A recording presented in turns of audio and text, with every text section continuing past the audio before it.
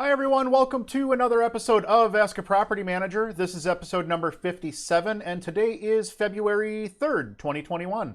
We're coming to you from Studio 2.0 here at Own Buffalo. I'm Andrew Schultz, Principal Broker of Own Buffalo Inc. And on today's show, we're going to be talking about lease renewals. We're going to be talking about adding a Section 8 voucher mid-lease. We're going to be talking about a new student housing development up here in Amherst, and we'll answer some questions from housing providers around the country. Before we jump into all that, we'll plug our social media. New episodes of Ask a Property Manager drop every Wednesday, 10 a.m. Eastern on our Facebook page.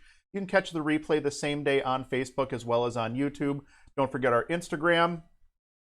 And last but not least, don't forget the Rent Prep for Landlords podcast. The current episode is about taking a look at how to screen unrelated applicants for a lease. We're also talking about the definition of normal wear and tear, and discussing move-in and move-out inspections. So don't miss out on that. You can pick up that episode anywhere podcasts are heard or over at rentprep.com/podcast. We're going to jump right into our news stories of the day here. Switch over to desktop. Our first one's a little bit more national in nature. This is in regards to Amazon. Amazon unveils a design for the Helix office building at HQ2. Here's what it'll look like. This is published by CNBC yesterday, February 2nd. But I picked this because I think the building is really, really cool looking. We'll go through the article here in a second, but I just wanted to show that off. Amazon on Tuesday unveiled the latest look at its second headquarters in Northern Virginia. The standout feature of the design proposal for HQ2 includes a unique structure dubbed the Helix. Amazon described it, the 350-foot tall office tower, as a spiraling vertical forest that features outdoor walkways with trees and plants that twist up to the top of the building. The shape of the building is meant to resemble a double helix and touches on humanity's innate connection to nature, according to architecture firm NBBJ, which is designing the structure. Another picture of it here. I just think it looks really cool against the city skyline.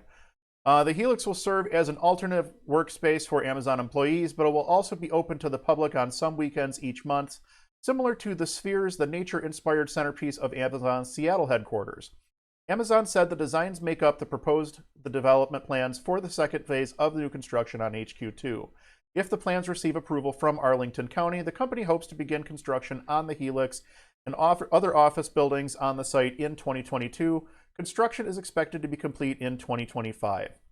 The Helix, combined with 3 other office buildings at the site called Penn Place, would create roughly 2.8 million square foot of office space. Aside from the office space, Amazon has set aside more than 2.5 acres of open space that are accessible to the public. There's an amphitheater designed for outdoor concerts, farmers markets, and other activities, as well as public green space. Some more pictures of the proposed build here. Kind of a neat concept. Amazon said the site will also include retail pavilions and restaurants, in addition to other community spaces such as a child care center, a dog run, and a food truck area. The company said the site prioritizes walkways, landscaping, and retail over motor vehicles. It plans to build protected bike lanes in the streets near the office buildings. Amazon selected Arlington as the site of HQ2 in addition to the Long Island City neighborhood of Queens, New York, as part of its well-publicized search for a second headquarters. The company announced in 2019 that it would halt plans to build its new headquarters in New York after it faced pushback from local activists and city council leaders. Last year, Amazon began building 2 additional 22-story office towers in a development known as Metropolitan Park, which is located south of Penn Place. That pretty much wraps the article up. I pulled this article simply because I thought that the building design was super, super unique and really kind of interesting. I've never seen something quite like that before. If you if you used to play SimCity 2000, you'll understand the reference I'm about to make. It looks almost like the Agropolis that you would build when you got to like Endgame SimCity 2000. And I know that that's a deep nerd reference.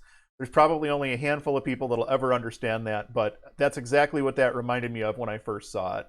So there you have it. Amazon building their new HQ2 in Arlington, Virginia. Kind of a unique design for one of their office buildings. The one thing I did think was interesting here, they're not going to start building until 2022, and they don't expect to be complete until 2025. So that's a long-term project for Amazon, and they're basically banking on people coming back to the office when everything is said and done with regards to the pandemic and the vaccine and everything else. It looks to me like they're banking on people being back in the office. So good on Amazon. I'm glad that they feel strongly enough to make a decision that way. This is a little bit more local article. This one is published by Real Estate Weekly. Acres funds a $32 million student housing construction loan. And again, this one is a little bit more local in nature. I'm going to try to increase the text size here a little bit.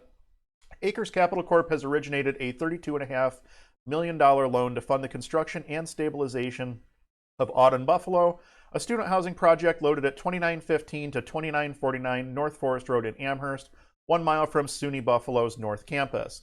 The loan is provided to sponsor DMG Investments, a global real estate management and development firm specializing in student housing and multifamily projects with $700 million plus in assets under management.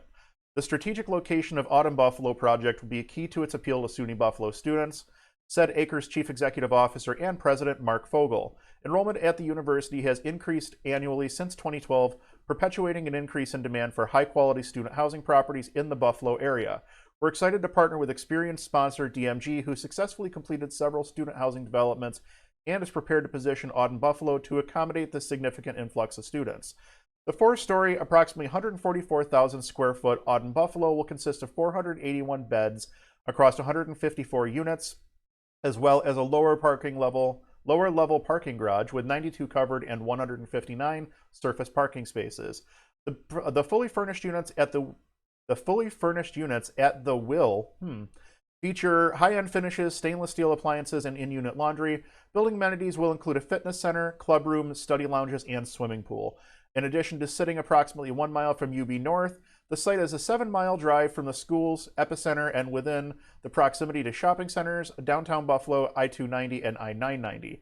Auden Buffalo is part of DMG's Auden Living portfolio, which is a collection of apartment communities providing students with safe and supportive off-campus residences in locations such as Albany and Ithaca, New York, Houston, Texas, and Spartanburg, South Carolina. Jack Key, Chief Executive Officer of DMG, stated, "Working with the Acres team was a smooth process as they understood our vision for Auden Buffalo and recognized the success that we've had with similar student housing projects in other cities around the country. We've already seen a strong pre-lease at the property, which is testament to the quality of incoming students seeking exceptional and affordable off-campus housing options.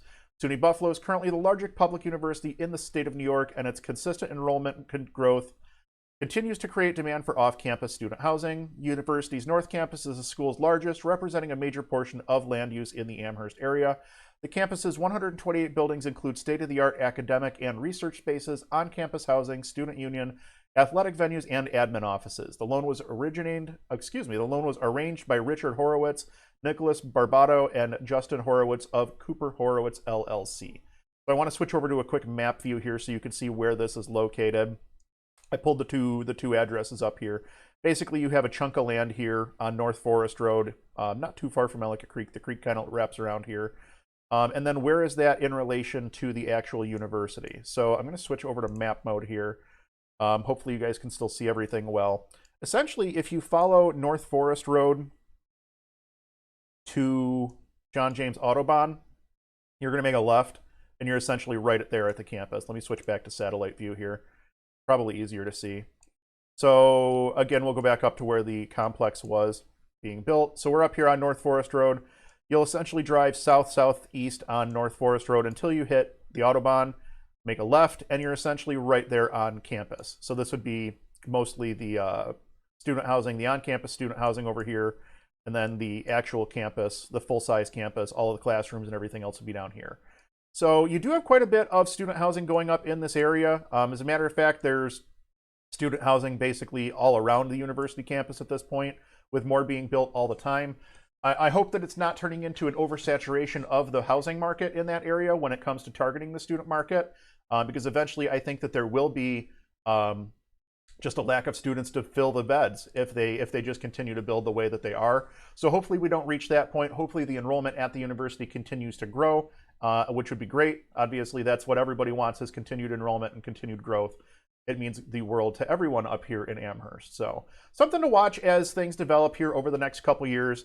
Well, I'll certainly be paying attention to this because it's not far from our offices, and we do have quite a few UB students as tenants, so it's interesting to see how things like this develop over time.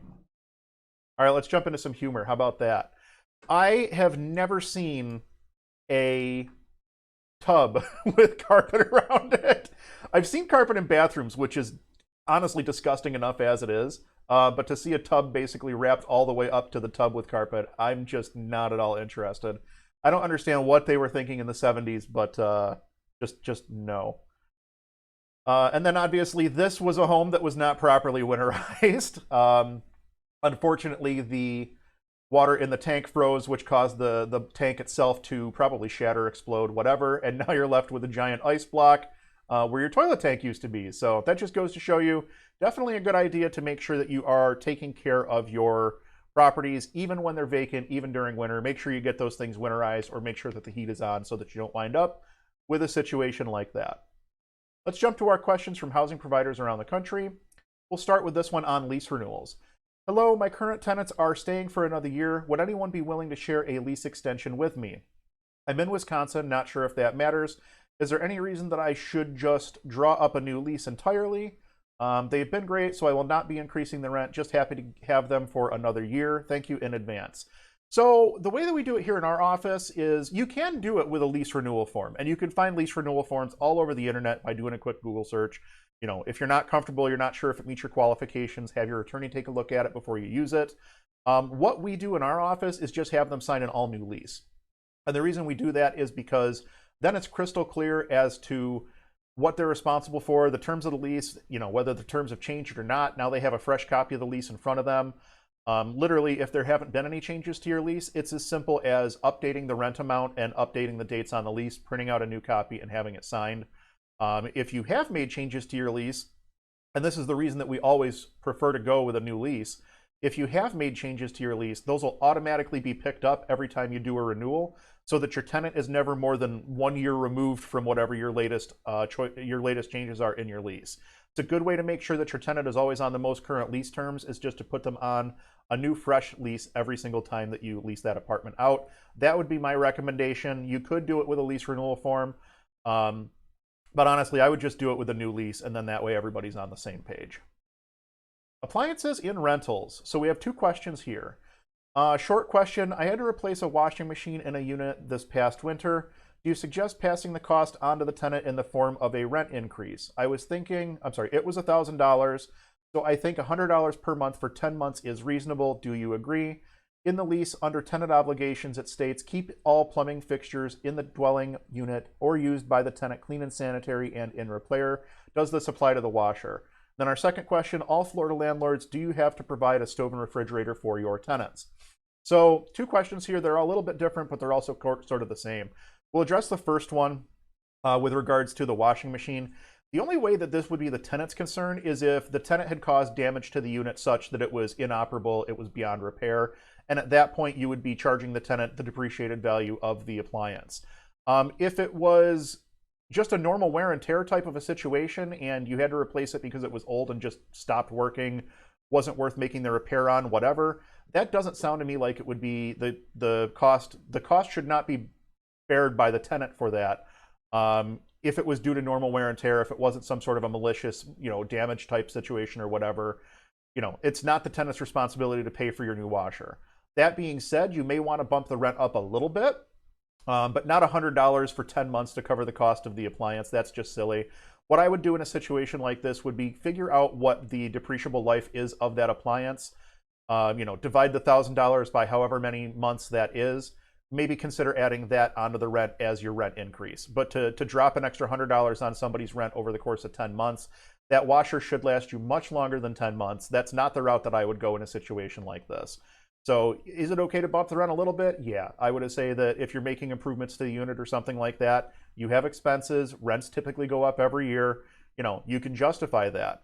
Justifying a $100 increase for 10 months just to cover the cost of an appliance that I don't think the tenant actually broke, that's going to be a no-go. That's a non-starter in our office anyway. With regards to keeping the plumbing fixtures in the dwelling unit or used by the tenant clean and sanitary, does that apply to the washer? I would say no. I mean, you're basically cherry picking one small piece of your lease and sending it, so I'm not entirely sure what else your lease says. But the way I'm looking at that, I don't think that has anything to do with your washer. I would say that would be more along the lines of making sure drains flow the way they're supposed to, not flushing kitty litter down the toilet, things like that. Our second question, do you have to provide a stove and refrigerator to your tenants? So in the state of New York, I know that you do not have to, by law, supply your tenants with a stove and refrigerator. And at least in our market, there seems to be a price point in our market where tenants expect to be bringing their own appliances in. So you may find that at a certain price point in your market, tenants have an expectation that stove, refrigerator, dishwasher are going to be included in the rent.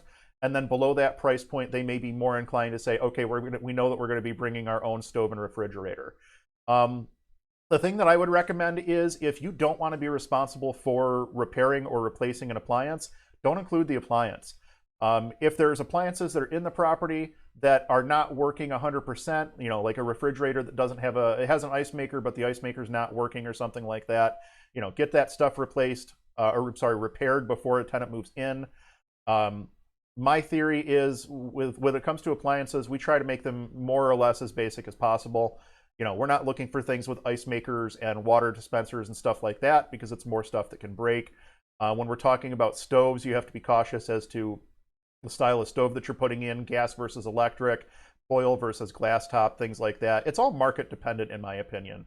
So my recommendation is if you don't want to be responsible for appliance repairs and upkeep, my recommendation would be don't include appliances in your rental. That could create a headache for you depending on the price point of your rental. Sometimes when you get to a certain price point, appliances are an expectation and you have to include them just to get the place to rent. But at least here in New York, by state law, we are not required to supply a stove and refrigerator. Application fees and screening. I don't know if charging an application fee would help with this problem. Setting on an applicant that meets all criteria and then backs out at the last minute usually falls through when they don't want to complete the background check. It wastes about 2 weeks of time. I keep the ads up until someone signs a lease. Most of the time I still have to start over, making calls to find out the next best qualified have moved on. I require a pre-screening before showing it only to those who meet the criteria. I make it very clear up front, I will need to speak with your current and previous landlords. I require income verification with documents. You will be asked to complete a background check on all adults through a third-person company at your expense. Pretty straightforward. It doesn't sound like your process is bad. Our process is the same, almost the same as yours. Somebody sends us a message, gives us a call about an apartment. We pre-screen them over the phone or Facebook or email or whatever. We schedule a showing. We have a software that will actually send a text message to that person 2 or 3 hours ahead of time, asking them to confirm they can still make it. That way we don't have to sit and make all of those phone calls over and over and over. Or sometimes if it's a newer listing, if it's in a popular area, we'll open house it. We'll just add as many people as possible to the open house. We still use the software to track who's coming and going. The reason we do that is because that way we know how many people to expect. It also pushes our COVID questionnaire out. So that's obviously a thing that we're dealing with right now. Anytime we show an apartment to somebody, they have to sign a COVID questionnaire before they come into the apartment. We do all that digitally, and they can do it right off their cell phones 2 minutes before they walk into the unit. So we've kind of made that process a lot smoother just to make our business run a little bit smoother. But obviously, once they're scheduled and confirmed, we show them the place, and then they're advised to fill out the rental application, which can all be done online. So we go through the same process. We're looking for, a certain amount of income, a certain credit score. We do talk to landlord references, things of that nature. We do expect that they're going to submit for a credit and background check. And actually, when they fill out their rental application, when they fill that application out, that's when we take their the background check fee of $20 here in the state of New York. So we've already got their fee. So if they've already gone through the application process, and before they can, I'll back up, before they can even see our application, they're presented with all the criteria, and they have to say okay before they can even go to the application. They have to acknowledge that they've read the criteria. So if somebody applies after reading the criteria and still doesn't qualify because they didn't read the criteria or whatever, it's kind of on them at that point. We get their application fee up front so that we can run their credit and background check without a headache. And then if they don't want to pay that fee, then we just simply don't run the application. We won't run the application until we have a complete packet of information, essentially. While we have one applicant applying, we continue to show the place. We will continue to show the apartment and accept applications until such time that a lease is signed on an apartment. And generally speaking, we will run applications until we get somebody approved. So we may have more than one application running simultaneously. Basically, once that application is approved, we tell them that they have a certain amount of time to get us their security deposit and sign their lease. And then if there's breakdown at any point in that process, we're on to the next applicant. We don't sit and wait for a new applicant, or wait until one applicant has said yes or no before moving on to the next one. That's something you might want to check state law on. I don't think that you mentioned what state you're in your question here. Some states will specify, there's some language in the law regarding if applicants have to be screened first come, first serve, or whatever your application fee can be, blah, blah, blah. Make sure that you understand what you're doing. Make sure that you are screening in compliance with your state laws, and just understand that, sometimes these things happen. Sometimes you will have a person that goes, we've literally had people go all the way through and get to the point where they are supposed to meet us for move-in and just never show up. Meet us for lease signing and move-in or whatever. If it was a short time frame, they'll just never show up, and you just never hear from them again. So it's odd. It's an odd business. Sometimes things like that do just kind of happen. Adding Section 8 mid-lease. Does anyone have experience converting an existing tenant over to Section 8 in a house that hasn't gone through the inspection process yet? Is there anything more to it other than landlord and tenant both applying and going through the inspection? And this is in the state of Virginia. So we have done this. It's basically the same process as doing a Section 8 voucher prior to someone moving in, just that the tenant is already in place. So you're still going to fill out the RFTA packet, the request for tenancy approval packet. That's going to get submitted to the Section 8 agency. They're going to review that packet and schedule your inspection. You'll have the inspection. Generally speaking, you'll have some repairs that need to be done. They may be major, they may be minor. It really depends on the quality of your property and how deep the inspector is digging. So at that point, you would have the option of saying, yes, I'm going to do repairs, or no, I'm not going to do repairs. If you do the repairs, you'll have a re-inspect, and then you move forward with the HAP contract, which is what specifies how much the Section 8 agency is paying and how much the tenant is paying. So the one thing I would mention here is that if you get a giant repair list and you don't want to do the repairs requested, my recommendation is honestly to let the tenant move at that point so that they can use their Section 8 voucher. They're not going to be able to use it with you. They receive the Section 8 voucher because they have a low income situation and need that assistance. And if your property is not going to be approved by Section 8, my recommendation is let that tenant move so that they can use their voucher. Let them use the system that they have been applying for. I know at least here in the Western New York region, getting a Section 8 voucher is a years-long process. So, if you got to a situation where tenant gets their voucher approved in the middle of their tenancy, but your house doesn't pass, I would have to say strongly consider letting that tenant move so that they can use their voucher and keep themselves on track. The flip side is if you don't, and they don't get to use their voucher, number one, they lose their spot on the list, which sucks for that tenant. But number two, if they have Section 8, it's because they're having difficulty with their income.